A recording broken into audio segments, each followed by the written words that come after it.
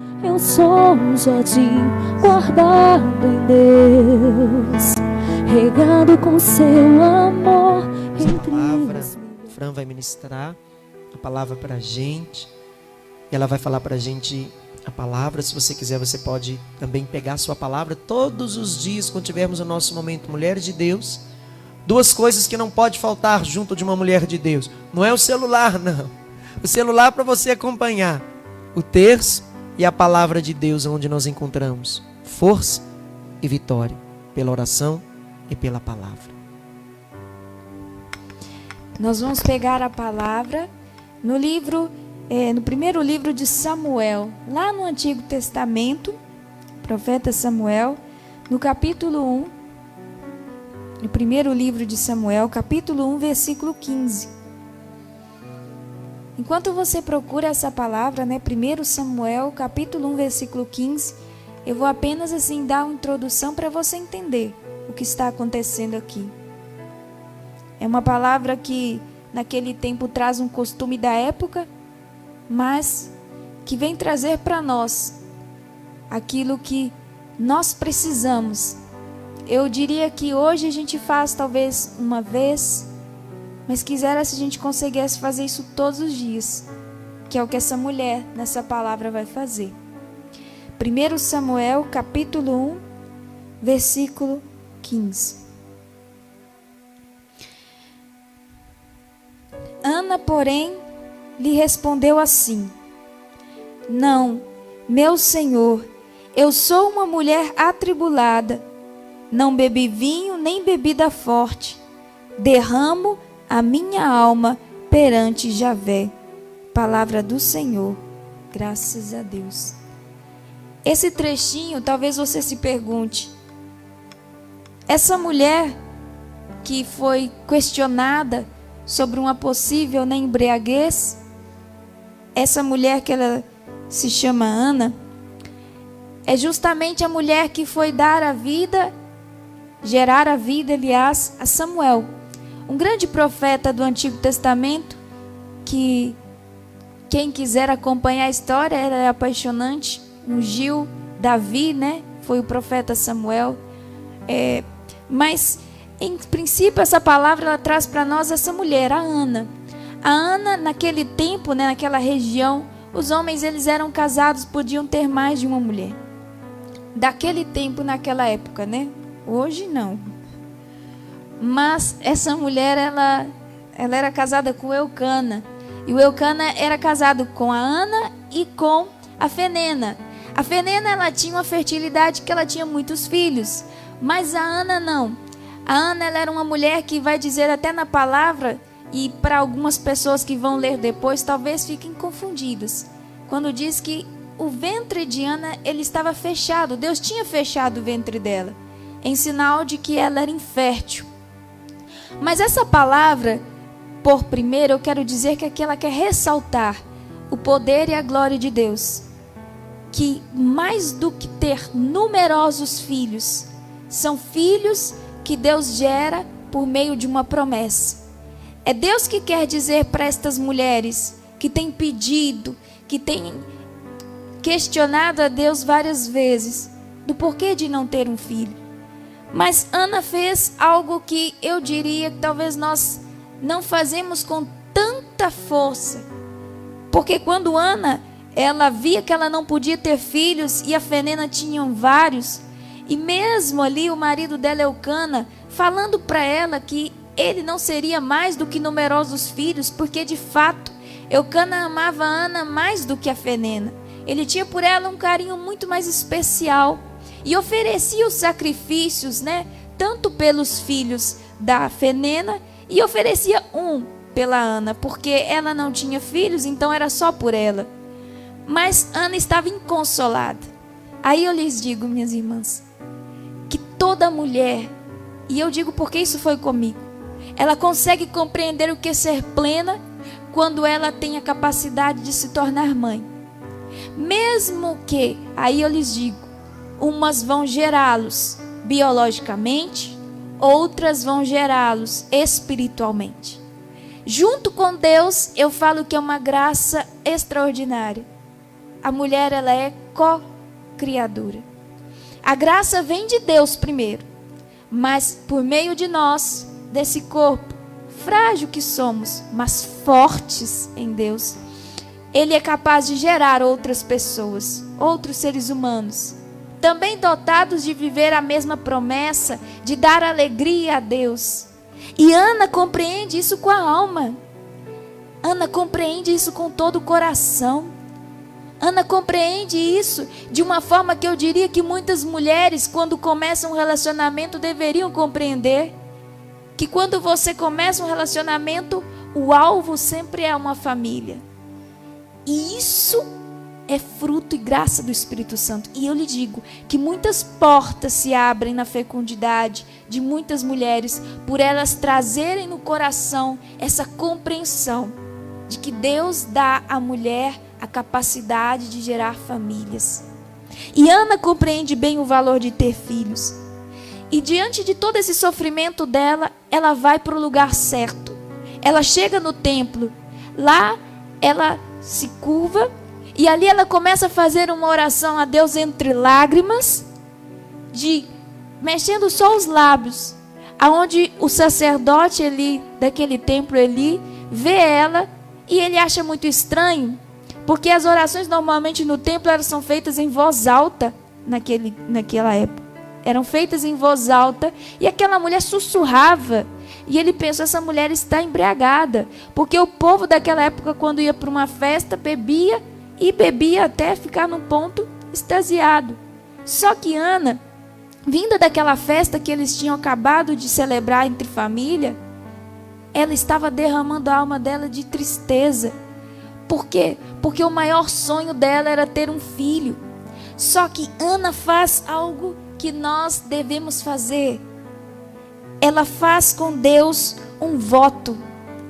Um voto de que aquela criança, se for gerada, ela será para Deus. Porque ela sabe que quem gera vida, quem dá a capacidade de dar vida, é Deus. Por mais que uma pessoa diga, eu posso gerar um filho, a graça de que aquela vida seja fecundada, permaneça viva, vem de Deus. E ali ela pede a Deus entre lágrimas. E Eli questiona aquela mulher. E ele acha muito estranho porque está embriagada ali. Só que ela, com toda a contrição de coração, ela fala, não, meu Senhor, eu sou uma mulher atribulada. Não bebi vinho, nem bebida forte, derramo a minha alma perante Javé. Eu derramo. Aquele sacerdote não compreendeu, mas Deus compreende o tamanho do desejo dela de ser mãe. Deus compreende o tamanho do desejo que você tem de ter uma conversão na sua família. Deus compreende o tamanho do desejo que você tem de ter um trabalho digno. Gente, tem coisa que é totalmente lícita. A palavra, ela vai nos ensinando que tudo quanto é lícito diante de Deus, quando a gente pede, Deus, ele escuta. Só que ele não executa do jeito que a gente espera. Porque quem é Deus no lugar? Não sou eu, não é você, é Ele. Mas Ele quer tudo que há de melhor para cada uma de nós. Às vezes você para e pensa, talvez o marido dessa mulher, ele seja perfeito. Não, perfeito é o Deus que eu sirvo. Perfeito é o filho desta mulher que eu sirvo. Perfeito é Jesus, que pode perscrutar desde o tempo de agora, do passado e o futuro. Talvez você tenha pedido ajuda a várias pessoas, suplicado, mas Deus quer fazer você compreender que a sua graça está na mão de do único Deus. Mas derramar a sua alma é o que Ele pede. E o que é derramar a alma? É uma experiência que eu vivi há uns poucos dias, algumas vezes, por alguns problemas muito difíceis, aonde você não consegue resolver por você, não está na sua mão, depende de outras pessoas. E Deus, ele começou a falar ao meu coração, olha, no que depende dos outros, sou eu que posso alcançar o coração dessas pessoas. Talvez você possa dizer, eu sou muito influente. Ei, A sua influência, ela é da ordem espiritual, porque às vezes, quando você menos pensa o humor de uma pessoa que está bom, de repente ele muda. Mas Deus toca e alcança aquela realidade, porque Deus, ele penetra o coração. E mais do que o coração dos outros, Deus quer penetrar o seu coração, mulher. Então o que nós vamos pedir a Ele é isto: compreender quem Deus é no nosso lugar. Ana sabia que por maior amor que Eucana tivesse, ele não era capaz de dar a ela a graça de gerar um filho sem o auxílio de Deus. Por mais que ele amasse, por mais que você tenha pessoas que te amem, existe alguém que nos ama profundamente mais. Eu tenho no meu coração que Eucana devia ser um homem maravilhoso para ela, mas aquilo que estava no poder dele é limitado. Mas aquilo que Deus pode fazer é ilimitado, desde que haja uma abertura, um derramamento, uma entrega total. Eu aprendi na minha caminhada que, por meio de Nossa Senhora, eu precisava conhecer alguém muito importante. E esse alguém muito importante foi por meio da palavra. Mas claro, ela me ensinou a conhecê-lo. E esse alguém é aquele que quer entrar na sua vida, mulher. É aquele que pode penetrar o seu passado. E é aquele que andou com você mesmo no passado. É aquele que, diante de tudo que gerou amargura, que tirou a sua doçura, que tirou a tua suavidade, a tua paz, Ele vem te devolver. É o próprio Jesus que vem ao nosso coração. No lugar daquelas pessoas que, por maior amor que tivessem, não eram capazes de dar tudo aquilo que ela ansiava, eis que surge Deus. E Deus cumpre a promessa na vida dela, gera Samuel, ela cumpre essa promessa, esse voto com Deus, dá Samuel ao templo para que ele possa servir ali. E ali Samuel vai cumprir plenamente a profecia de ser um homem de escuta e um homem que age e é governado por Deus, pelo próprio Espírito, por assim dizer. Deus é Espírito. E é assim que Deus quer governar você, mulher. Muitas mulheres, elas querem entender o que é essa influência que você tem e que você pode ter espiritualmente. E essa influência vem de uma coisa que se chama posicionar-se. Ana se posicionou diante de Deus. Eu não tenho a quem recorrer. Eu não tenho quem possa fazer esse milagre. Eu não tenho ninguém por maior amor que tenha por mim aqui, que realize isso que eu quero. Mas o Senhor é capaz. E eu te peço, eu te suplico, que o Senhor venha em meu auxílio. É desse jeito. E as lágrimas vêm. Por que elas vêm? Porque você começa a sentir que você não tem mais nada do que se munir, apresentar. E aí Deus vem e realiza a promessa. E aí Deus vem e faz aquilo que você pensou que ia ser bom, Ele faz muito melhor. Muito melhor.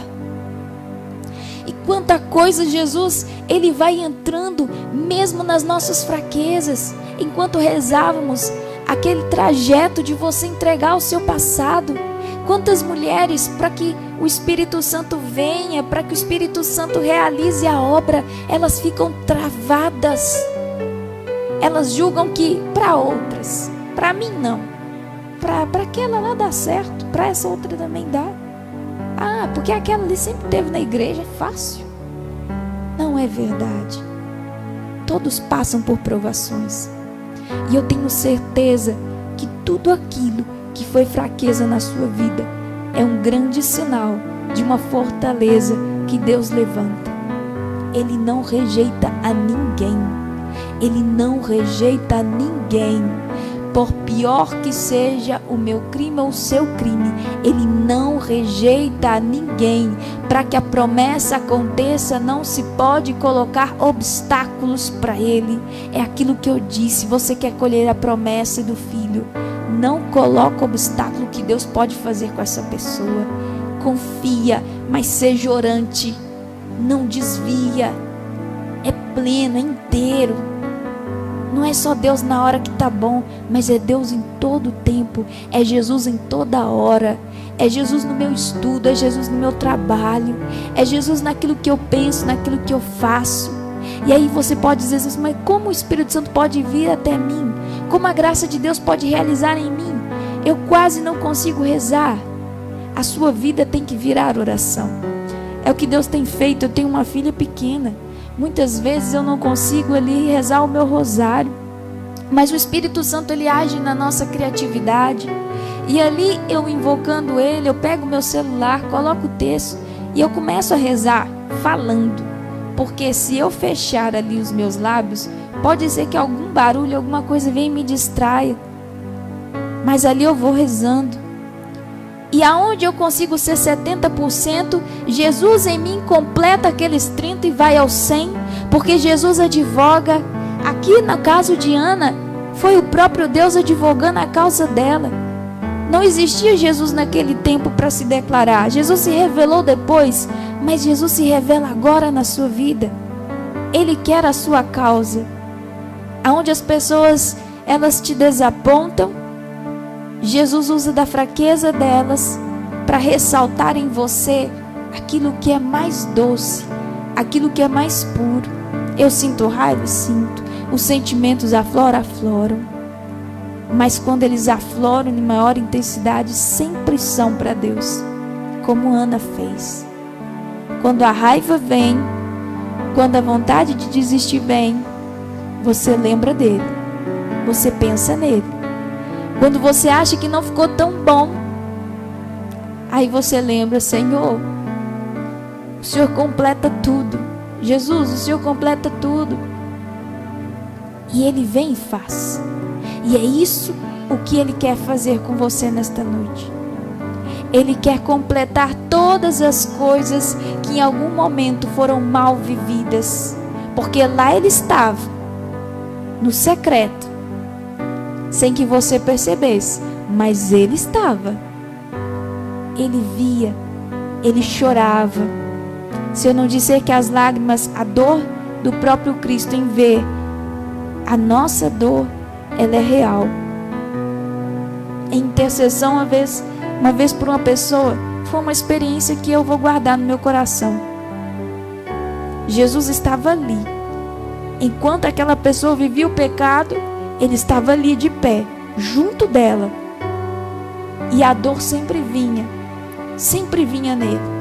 E eu chorava porque eu entendia que a dor de Jesus, ela é real. Ele sabe o quanto o pecado nos fere. Mas Ele sabe que a hora que você mais abrir uma portinha para Ele, Ele vai entrar com tudo. E Ele vai começando a remover cada pedra do seu passado e da sua vida. E Nossa Senhora também faz isso. Então eu convido você, minha irmã, a você trazer ao seu coração aquilo que vem de acusação, aquilo que você escondeu, talvez que você nunca contou para ninguém, experiências afetivas, relacionamentos que você viveu que ninguém soube, que ficou sua marca, que você não disse para ninguém. Aquilo que você viveu, até mesmo talvez um abuso que você passou, você não contou para ninguém. Jesus estava lá. Jesus estava em todo momento. E Jesus, Ele trouxe na sua mente, no seu coração, não para te acusar, mas Ele trouxe para que você compreendesse que nem toda a melhor intenção do mundo, ela se compara com o amor que Ele tem por você e Ele quer te dar. Eu convido você, diante dessa verdade, a maior verdade que um ser humano pode experimentar, que foi o amor de Jesus ali no secreto, no escondido, onde você achou que ninguém te viu, Ele estava ali. Nós vamos escutar essa canção. Feche os seus olhos para escutá-la. Se as lágrimas vierem, deixe. Se a dor vier, coloque a mão no peito e pense em Jesus, naquela hora, naquele momento. Mas escute essa canção como quem quer escutar uma declaração de amor do próprio Deus por você.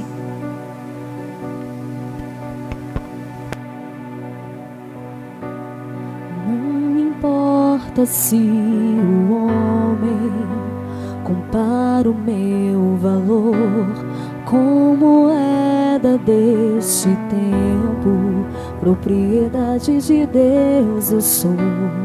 Não importa se os reis deste mundo não me honrou, eu fui comprado pelo sangue que não se mede o seu valor, sangue puro que na cruz jorrou.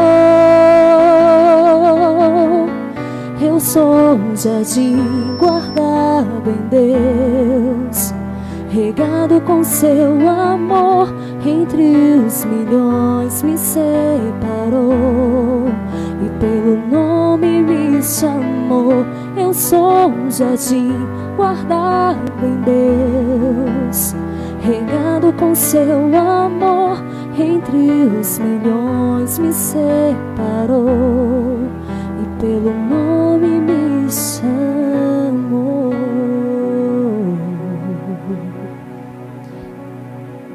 E no seu coração vem os momentos que você não foi profundamente amada pelo seu marido, pelo seu esposo, quando não valorizaram aquilo que você fez, quando tudo que você fez foi para agradar, quando você achou que se entregando seria uma forma de amar, mas um sangue puro foi derramado por este corpo. Um sangue puro foi derramado por você, mesmo que ninguém visse as lágrimas que você derramava. Foi por você.